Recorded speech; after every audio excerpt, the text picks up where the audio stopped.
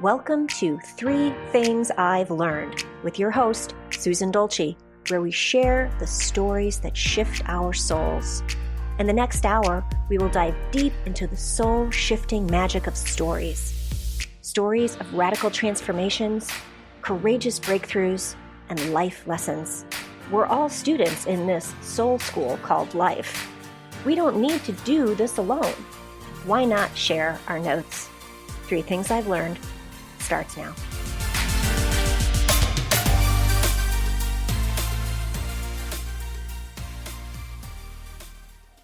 Hey everybody, welcome to 3 Things I've Learned with me, Susan Dolce, where we share the stories that shift our souls.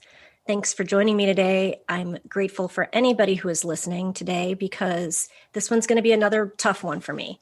If you've been following along, this has been a series of very divinely inspired guests that I've had on, and they were all booked long before I even knew my mom was going to be in hospice or eventually pass on. So again, divinely inspired.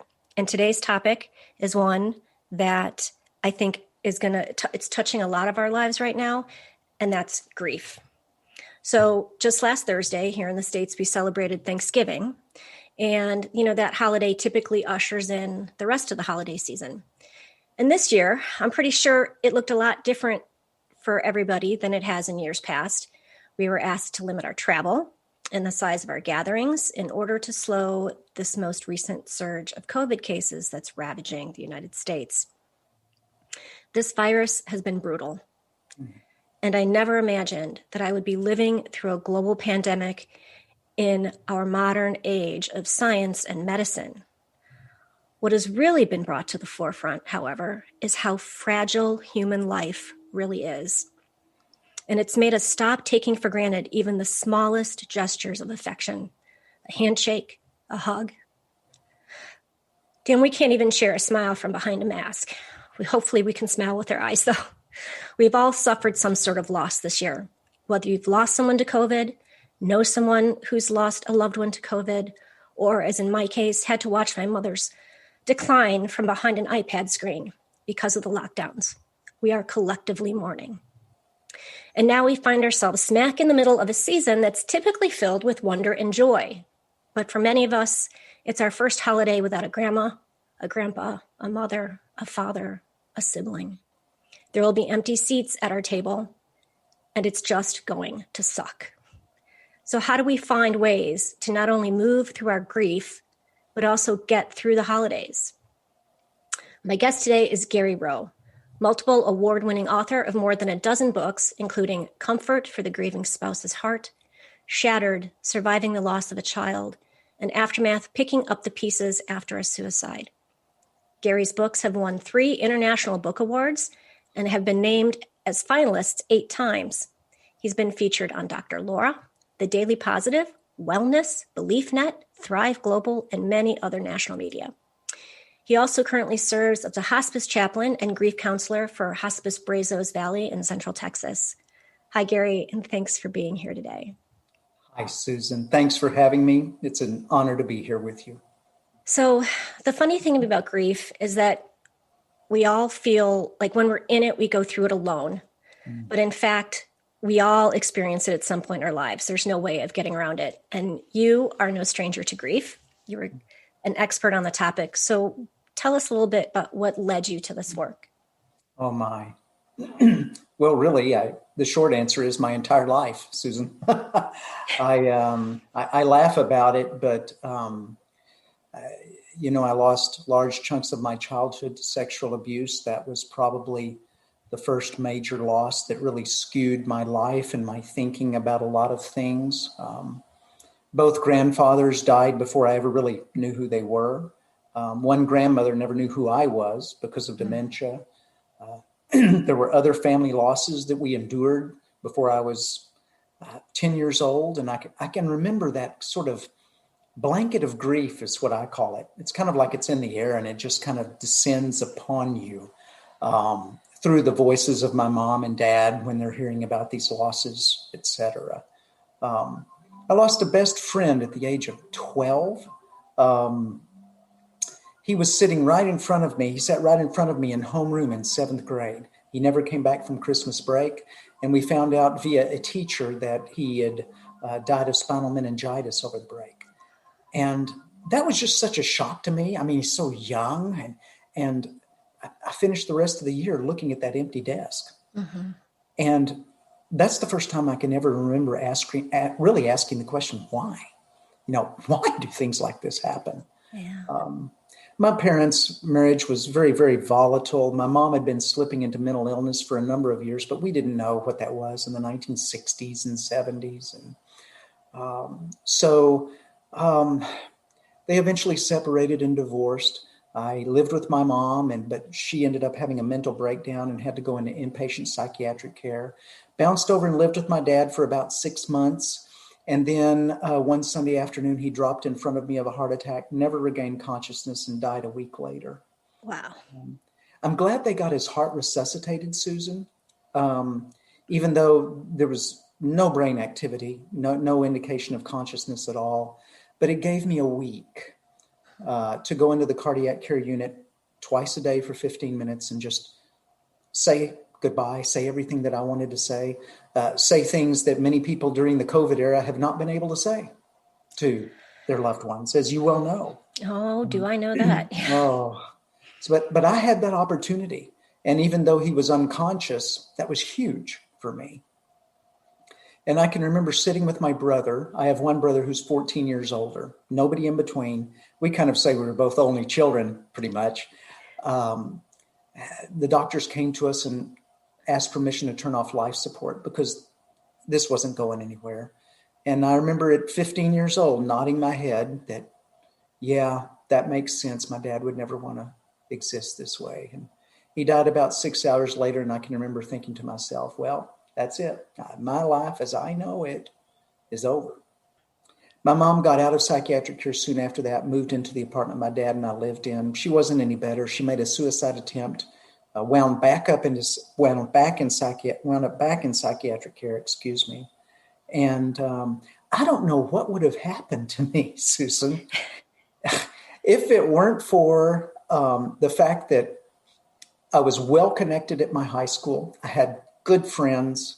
I was a competitive swimmer. I was a swimmer from age 6 all the way through college. So I was very connected with other kids who were swimmers and their families. And one of those families actually came and knocked on my door and asked me to come live with them. That's amazing. Oh, boy. My mom gave her permission.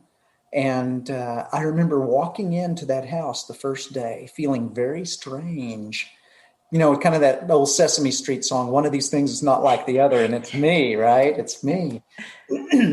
And they had this chocolate cake on the island in their kitchen. And it said, "Welcome home." No. They never adopted me, filed any paperwork or anything like that. I just lived with them for the last 3 years of high school. And that was a time that really began my healing journey, as I call it.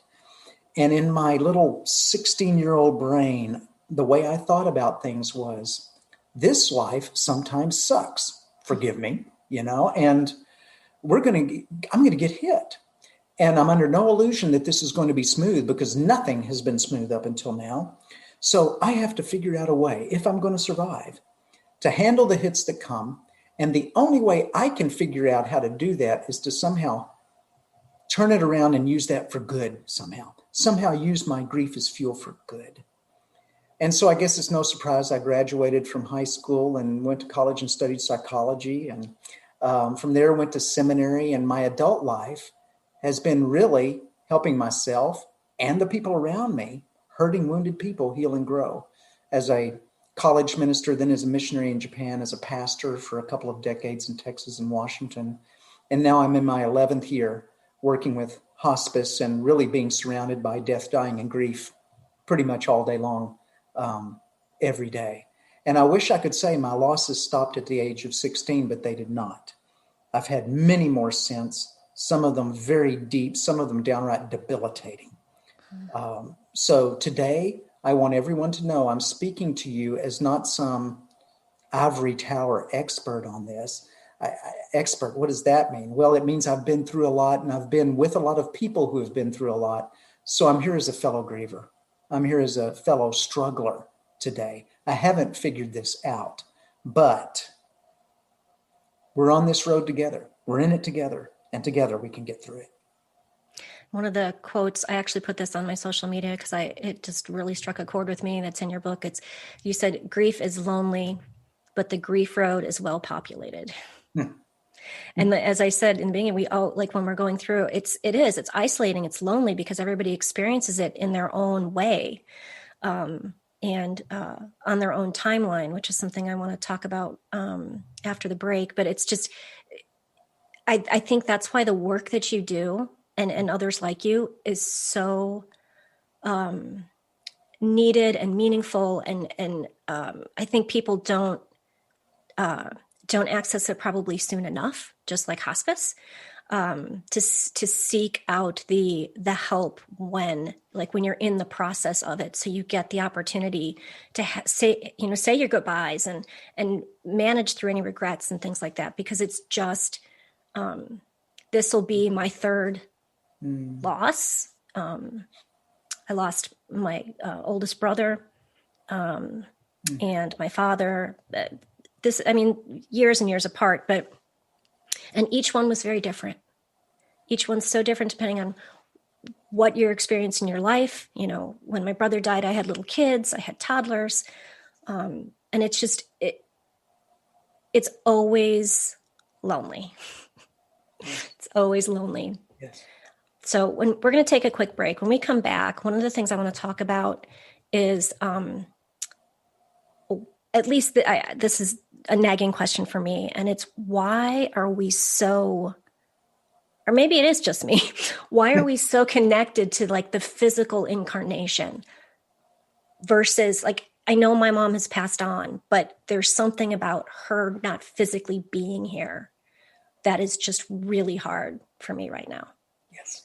So we're going to take a quick break. You're listening to 3 Things I've Learned with Susan Dolce. We'll be right back.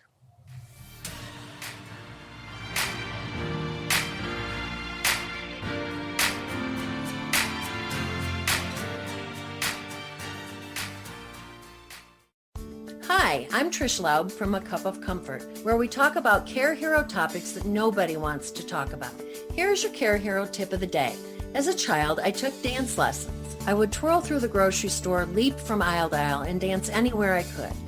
One day, while giving my parents their medications, I realized that dance was my medicine. And when I took my medicine, I was more patient and focused, and my emotional and spiritual tank was filled with more of everything I needed to be a better caregiver and daughter to my parents. I realized that self-care was not selfish, but rather self-love, and that it was essential to my ability to be resilient and to recharge and thrive instead of merely survive.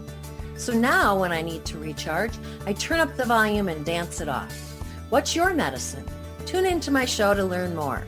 See you the 2nd and 4th Tuesday at 12 Pacific, 3 Eastern, here on Transformation Talk Radio. Feel free to reach out to me at info@trishlaub.com.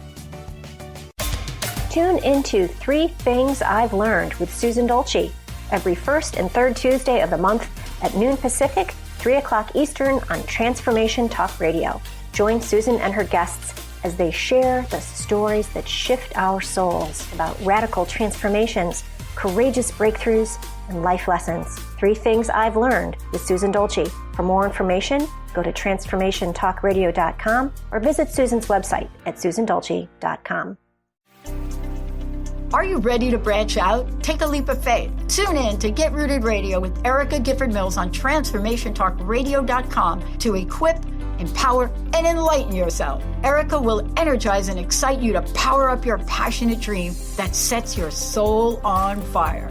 So, get fearlessly ready and get powerfully rooted in your yes to live it up, love it up, and let it go. Visit GetRootedRadio.com.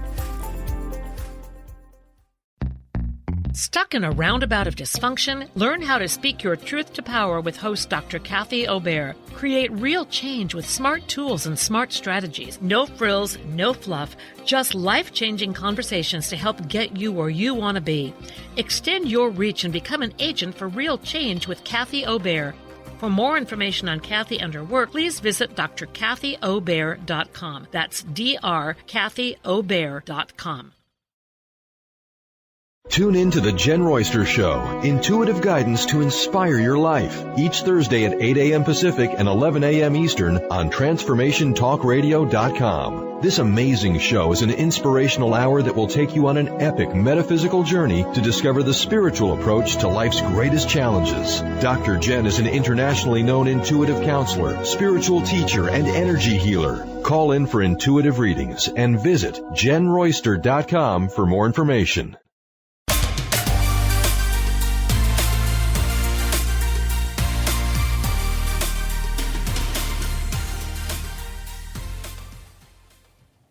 Welcome back, everybody. Today, I am speaking with author and grief expert Gary Roe.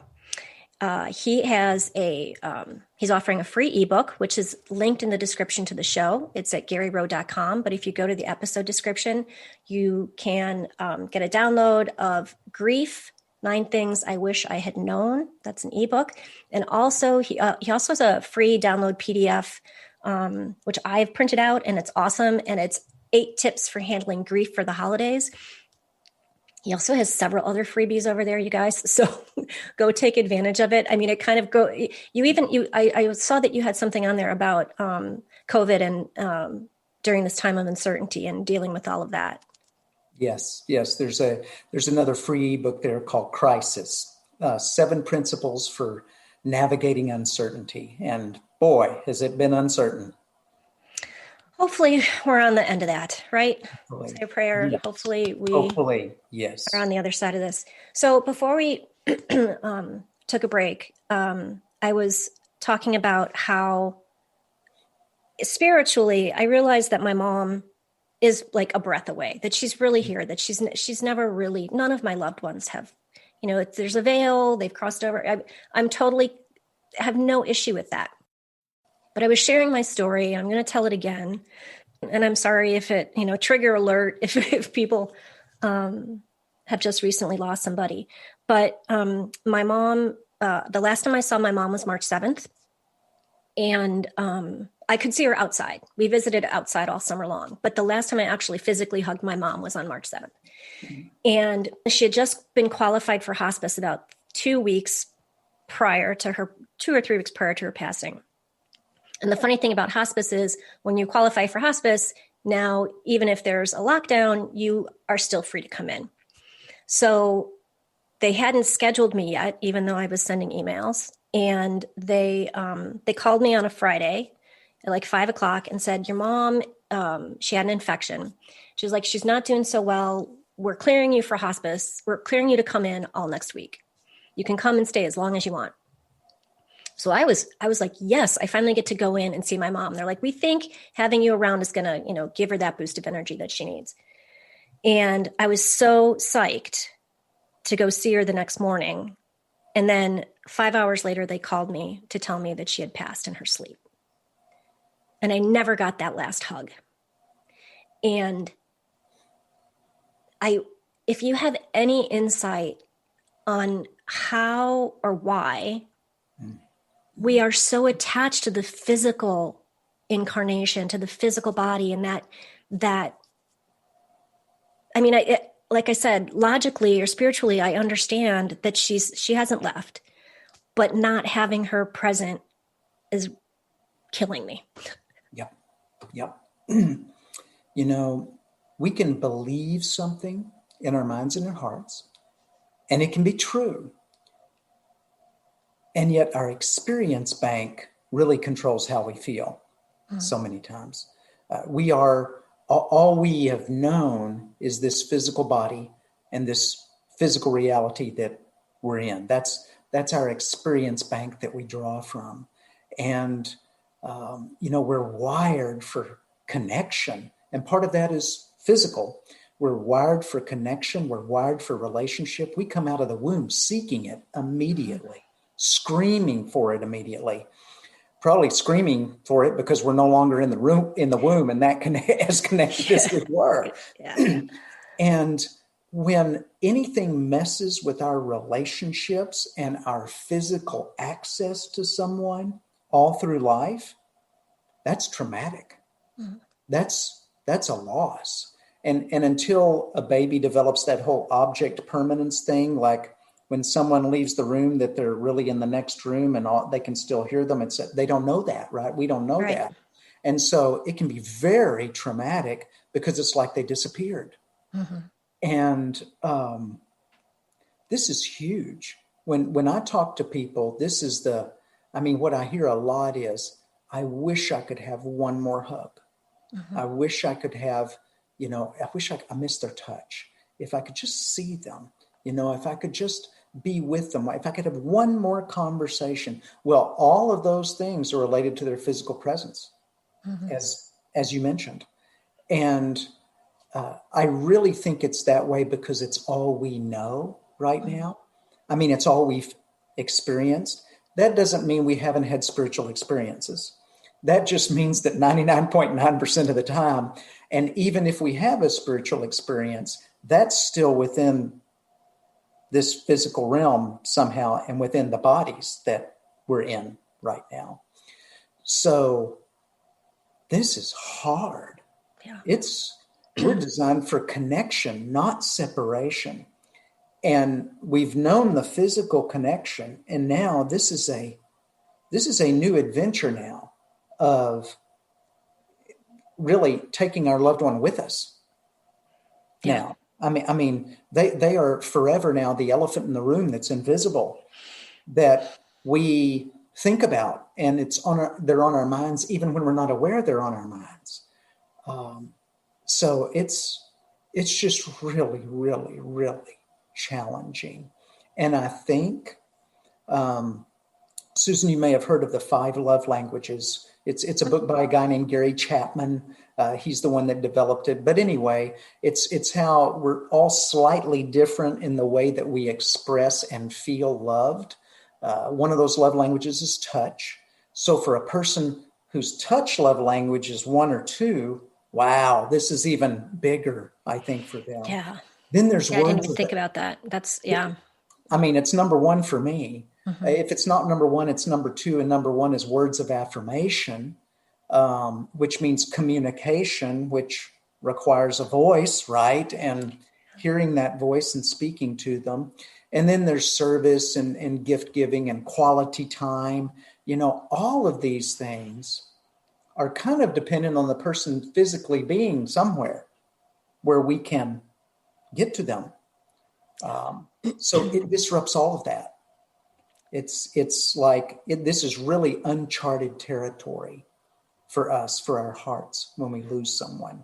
And when you're in uncharted territory, it's like, I'll use a sports illustration. Forgive me for doing that. It's like, wait a minute, I thought we were playing football. Now we're playing hockey and nobody told me.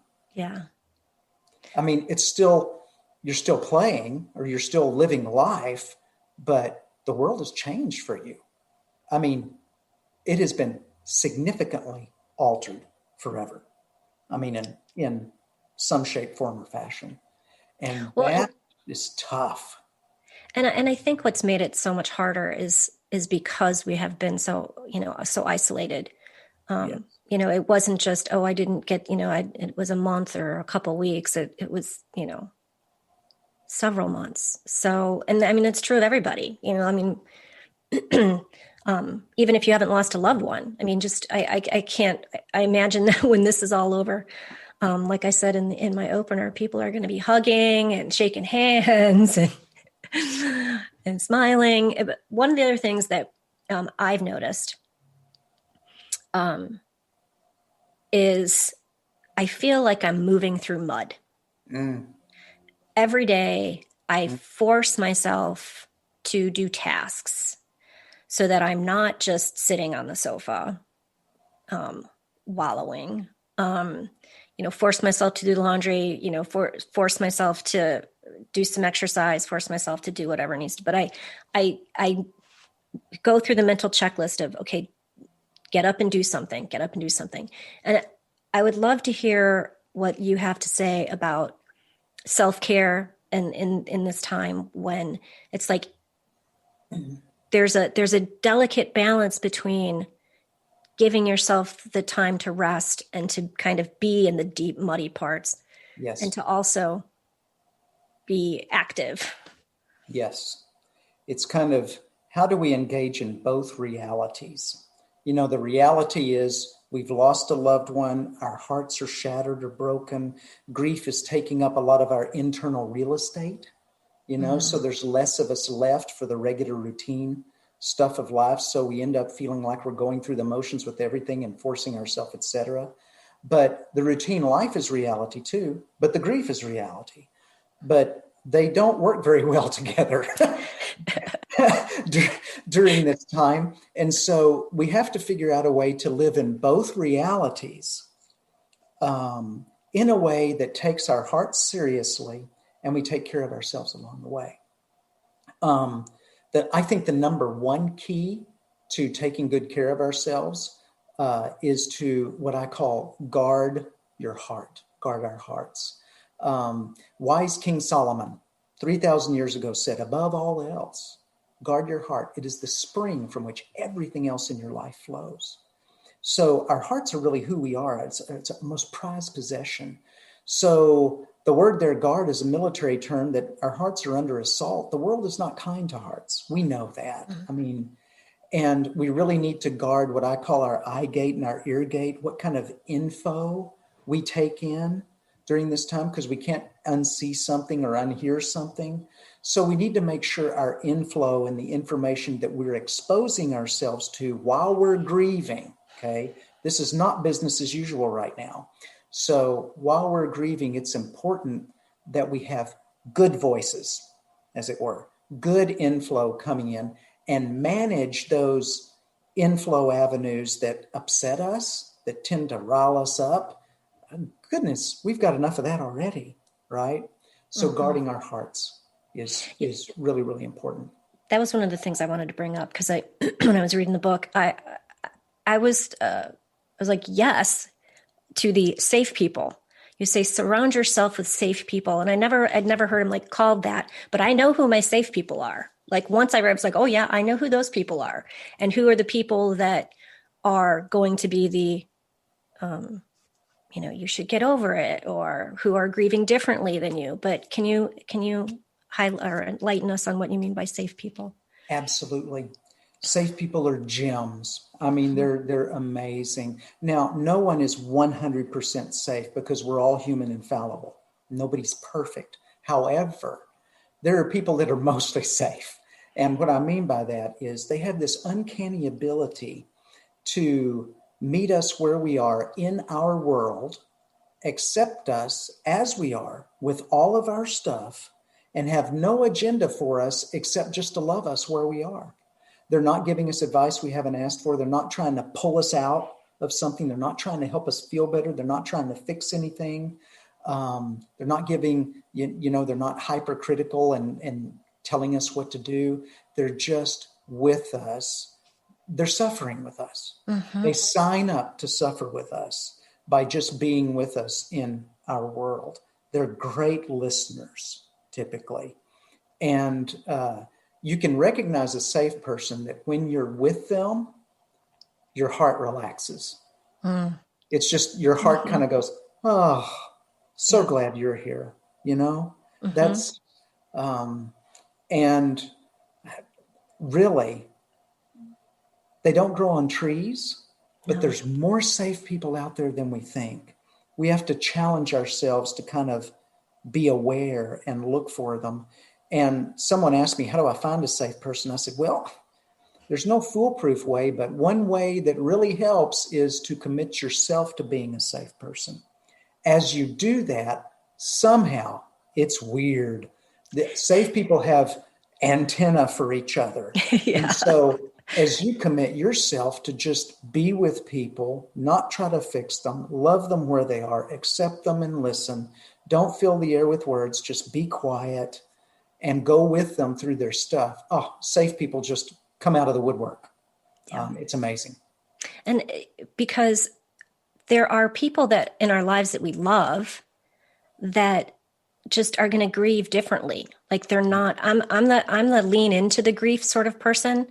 Cause I feel like I know for me, if I, busy myself away from the grief, it's only going to come up in other ugly ways in other places in my life. So I'm a lean into it and sort of let it just happen. But I know there are other people in my family who are, just kind of, like I said, staying busy and waiting for time to heal it. And that's, if that works for them, then that's okay. But I think it's important to understand that we, like a safe person for them might be somebody who does sort of encourage them to do whatever makes them happy. Do you know what I'm? So, but yeah, I'm a lean into the grief, be present with my grief. And 3:00 just sucks. Is that, I'm just curious. We're going to take one more break and then we're going to talk about actual holiday stuff. But I'm just curious, is that like a universal thing? Because come like 3-4 o'clock, I just start to get all melancholy and I just have to shed a few tears. And it's just, I think, is it a universal thing? Probably not. Is it common? You bet it is. Okay. Where our hearts know when something happened, what day they happened. People years down the road, they're not even looking at the calendar and they say, gosh, why am I feeling this way? And then it dawns on them. Oh, this is why I'm feeling this way. Our hearts love. They're designed to love. And they don't forget this stuff. No. They can't. We don't get over people. We just process the grief as best we can. Yeah. Yes, all true.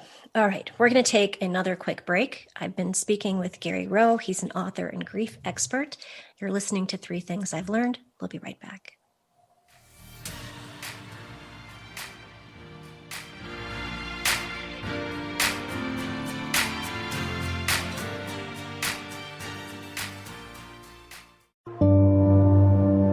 Sanskrit is not just a language to be written and spoken, but it is a doorway to gaining understanding of how we experience life and truth.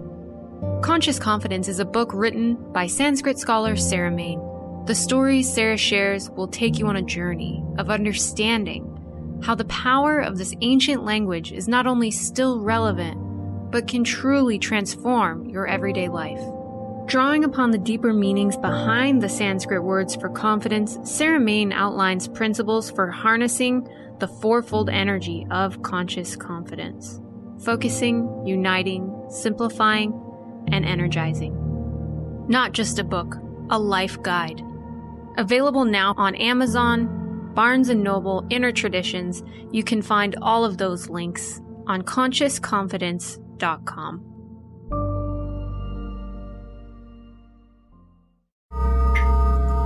Hi, I'm Patricia McNair, host of Divine Guidance with Patricia, and I'm here to help you live a more authentic, spiritually connected life. Join me every first and third Wednesday at 9 a.m. Pacific on TransformationTalkRadio.com. Being who you are in everyday life is the key to unlocking soul wisdom within that our whole self already knows. Get ready to embrace your spiritual, mental, and emotional well-being, your whole being. Discover your gifts and strengthen your connection to spirit. We will explore earth guidance, divine truth and love, past life lessons, and so much more. So listen in to Divine Guidance with Patricia and join in your personal adventure to triggering, opening, validating, and being all that you are. For more information about me, visit divineguidance.earth. You know, marriage is not always easy, but skills that improve communication go a long way. Tune in to the Relationship Rehab Show, Recovering Happiness in Your Love with Nancy Landrum and Dr. Pat each month on TransformationTalkRadio.com. Nancy is an author and teacher empowering couples to create and sustain loving marriages. Learn to listen, speak, and handle conflict with respect so your love can flourish. To learn more about Nancy and her work, visit nancylandrum.com. Tune into 3 Things I've Learned with Susan Dolce every first and third Tuesday of the month at noon Pacific, 3 o'clock Eastern on Transformation Talk Radio. Join Susan and her guests as they share the stories that shift our souls about radical transformations, courageous breakthroughs, and life lessons. 3 Things I've Learned with Susan Dolce. For more information, go to transformationtalkradio.com or visit Susan's website at susandolce.com.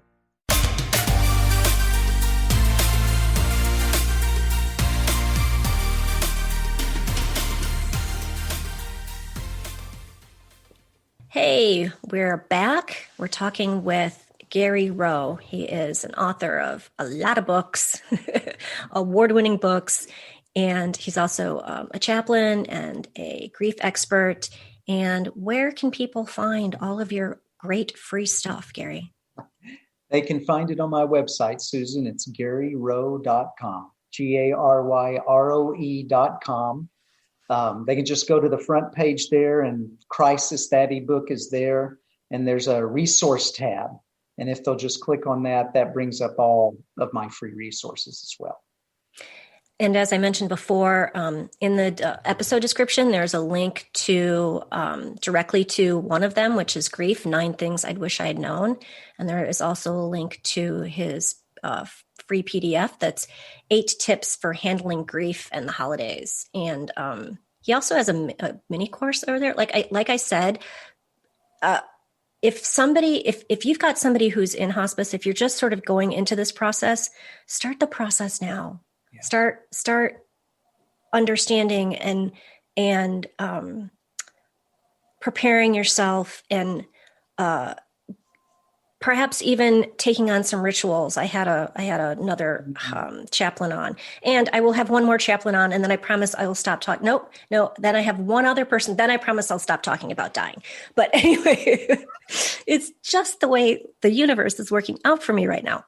But yes, like these are great resources, and I think it helps to know these things in advance and rather playing catch up. So we talked about safe people, how important safe people are. I have so many, and I am so blessed to have so many safe people in my life. But the show is about surviving or surviving a holiday after a loss. So we should actually probably talk about the holidays. And it's going to be different. It's going to look different. Yes. Right? Yes. And that's okay. Yes. You hate to say the trite, it is what it is, but it is. I mean, it is reality. These holidays will be different simply because of COVID. But if we've lost someone as well this past year, doubly different, right? Doubly different. And the holidays are very hard when you're grieving anyway, period. Mm-hmm. Just nix COVID out of it. It's like a solo climb of Mount Everest with no equipment. Mm-hmm. And because memories permeate the holidays more than any other time of year, right? We bump into a memory with every step almost. It's a virtual memory grief minefield. Yeah. You never know where the next trigger is going to be, and anything can trigger our grief anywhere at any time, and that's okay. That just is what it is. We can't stop that. And so holidays are especially challenging. And one of the things we need to say right up front when it comes to the holidays is these holidays will be different. They will be challenging. There will be pain involved in this, and it's okay to hurt. It is okay to hurt over the holidays. It's okay to hurt at Thanksgiving. It's okay to hurt at Christmas, at Hanukkah, at whatever holiday we're celebrating. It is okay to hurt because simple math, with what I've endured, the loss, plus COVID and all the restrictions involved in that, equals this is going to be uncomfortable. This is going to be hard. Simple math. It's going to be hard, but it can still be good. There are some things we can do to kind of prepare ourselves for the holidays and to navigate them well and grieve in healthy ways so that even though it's painful, even though there's grief involved, we can use the holidays for good rather than letting the holidays just use us, for whatever. So, the big things with that are, we've talked about self-care. That's huge. Self-care tends to go on the back burner when we're grieving at the very time when it should go on the front burner. It involves things like guarding our hearts, like we talked about, but also, as much as possible, decent nutrition, decent hydration. Most of us, 75% of us, they say, walk around dehydrated. And there are mood issues and physical symptoms and physical health things that all are related to dehydration. Let's make sure we get enough electrolytes, enough water, etc. Exercise is massive. It doesn't have to be a triathlon. It doesn't have to be a 5K run. Thank goodness. But just getting outside, just getting moving is huge. It helps us manage all these emotions and everything else going on there. So self-care is huge. And a big piece of self-care is managing expectations and managing people. Managing expectations, we all have expectations. We have expectations of ourselves, of how we're going to be this holiday, of what we're going to be like, what we're going to say, what we're going to do, what kind of attitude we're going to have. Other people have expectations of us, of those same things. We have expectations of other people of those same things. The world has expectations of us. You say, what? Well, it's be happy and buy a lot. That's basically, in other words, we know the world has expectations, because just try going to Walmart and having a meltdown and watch what happens around you. You have not met expectations. And it happened to me in a Kroger one time, so I know what you're talking about. Yes. And we can talk more about that later, about how do we handle a grief burst, as I call them. They're just there. It's just boom, and it's there. How do we handle those over the holidays? Because we will have them. They're natural, common, they're even healthy. It's like a pressure release. The grief is built up and we have to let it out. It's just, and the other thing is, let's please keep in mind that when we have a grief burst, when we kind of lose it, or when we grieve, or when we cry, or when we're sad, we're really saying, man, I love you. Yeah. I love you. That's what this is about. If I didn't love you, this wouldn't be happening. Right. But because I love you, I'm grieving. And so our grief proclaims our love for our loved ones. So managing those expectations and deciding, given COVID, given my own heart, given the grief and the heaviness, what's realistic for me this year? What do I really want to do? How, when, where, and with whom? Now, a lot of that is taken away from us by COVID. A lot of that is altered and restricted. But within those restrictions, us kind of taking charge of that and say, what does it mean to take care of myself here? What's realistic? What do I want to do? And with whom do I want to do it? That's big. And the big part of the managing people is make sure you get around people who are helpful to you, those safe people, or at least, if they're not totally safe, they're not trying to fix you, they're not critical, they're well-meaning, they love you, they're fairly compassionate. They might say a few things that are weird, but that's okay. Get around people who are helpful to you, and somehow either guard your heart or limit your exposure to people who aren't helpful to you. If you have to be with them because they're family, then guard your heart when you're with them. Take care of yourself first. But if you can, limit your exposure to them. We can only handle so much. Right. We're human. And right now, taking care of ourselves, grieving well, honoring our loved one over the holidays, and loving the people around us, that's what we want to be about. And that's the last thing is, we really need to make a simple plan to honor our loved one during these holidays.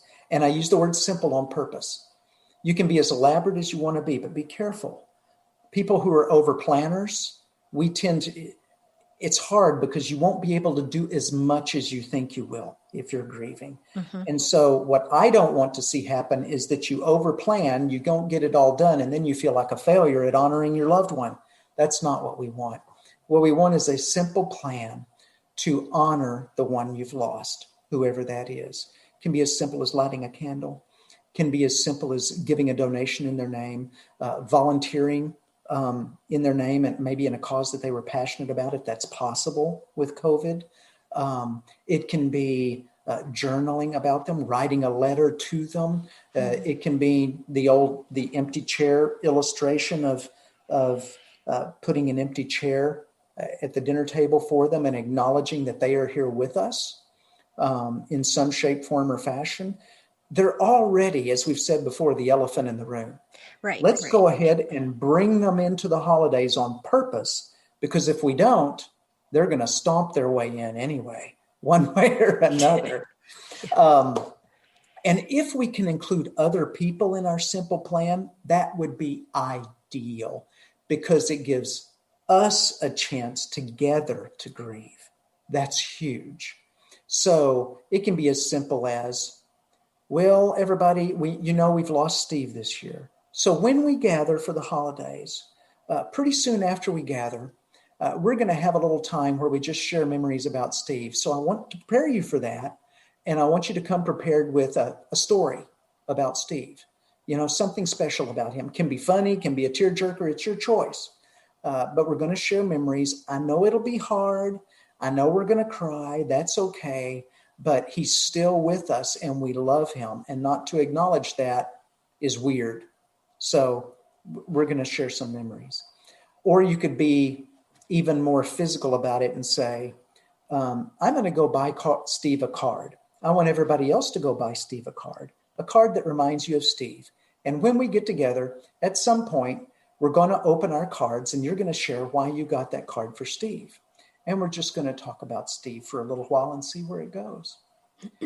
People who do this kind of thing and involve others, I have yet to have anyone come back to me and say, oh my gosh, I wish I hadn't done that. Mm-hmm. No, it's always been, you know what? That was hard, but that's the best thing we did the whole holiday. We cried, we laughed. It was great. We got to remember him. We got to speak his name. We got to tell some stories, and everybody left relieved because everybody was afraid of talking about it. Yeah, that was nobody wants to be, quote, a downer at the holidays, but this isn't a downer. This is reality. This is a person we're talking about. These are our hearts we're talking about.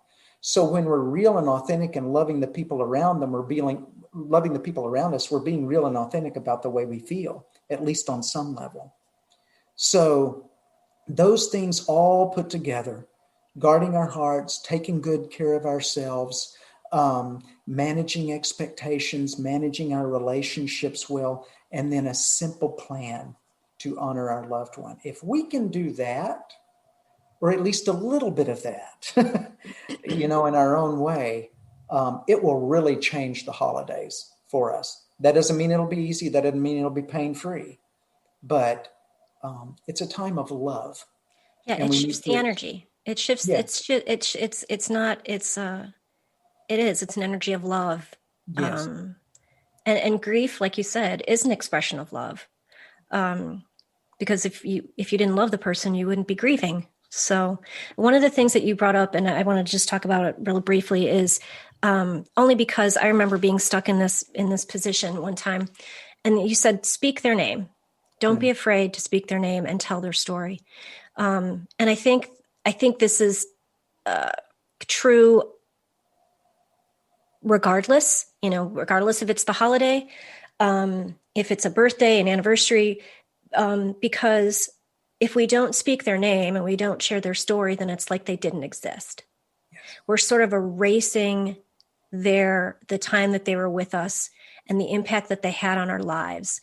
And there was several years back, a friend of mine's son died. And I remember tiptoeing around it and being so afraid to bring up his name. And she was the one who said, no, I want to talk about my son.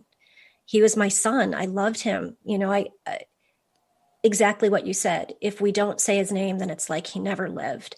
Yes. And that's worse than him dying. Yes. So for all of it's always uncomfortable right after somebody passes. Mm-hmm. Actually, this just happened last night, my daughter was sending flowers to her friends, to her girlfriends, our friends. It's one of her best friends' grandmother passed away yesterday. And she didn't know what to put in the sympathy card because it's always so sort of uncomfortable and stilted. And, yes, you're so afraid to say the wrong thing or to sound cold or indifferent. I mean, I struggle with it every time. I just usually try and say something from my heart. But so the same, I mean, I think that's true when so many of us have experienced some sort of loss this year, and we are all in the same boat. And, I think I'm sorry for your loss. And I know you loved that person, and that person was a, special human. I think will go a long way, as opposed to not saying anything at all. Yes. Or the dreaded words, well, at least, like, I hate that. Yep. Well, at least they didn't die, at least she passed in her sleep. I'm like, okay, that was great. But, anything that starts with, well, at least, should be banned from. Nope. I agree. I agree. And anything that honestly acknowledges the depth of their pain, which we do not know, but we respect it, is, I'm so sorry. Mm-hmm. I'm thinking of you. I love you. We need to be careful about making promises. You need anything, I'm here for you. Yeah. Well, no, you're not 24/7. So don't make that promise.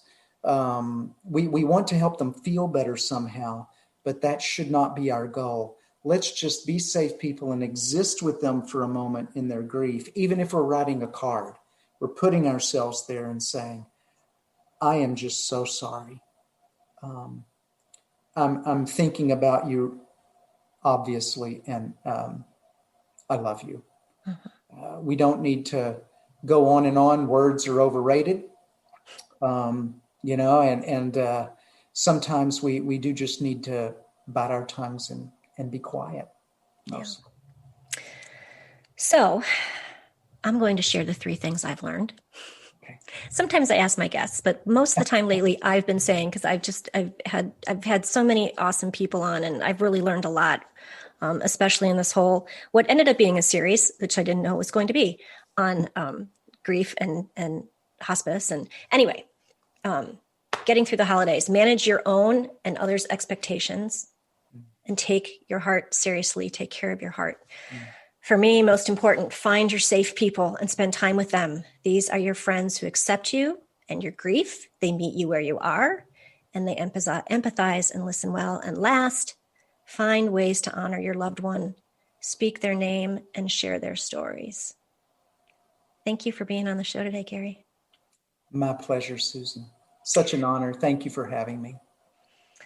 Thanks for listening today, everybody. Thanks for plowing through this stuff with me. I'm so grateful for all of you that show up. I hope this show's offered you some comfort and ideas for how to get through this holiday season. If you're interested in learning more about me and the Diamond Process, please visit my website at susandolce.com. You can find Gary at GaryRoe, ROE.com. We all have a story to tell. We can live in the story, or we can transform the story. It's your choice. Change your story. Change our world. #Storyfield. Thanks for listening, everyone.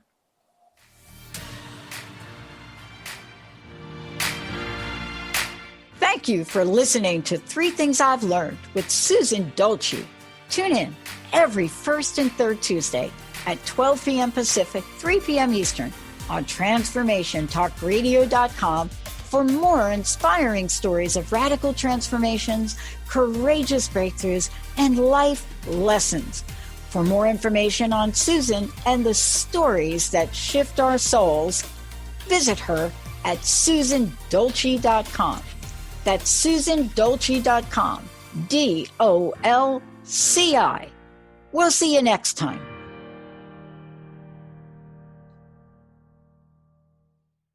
Views expressed on this program are those of the host, guests, and callers, and do not necessarily reflect the views of the station, its management, or advertisers. You're listening to Transformation Talk Radio.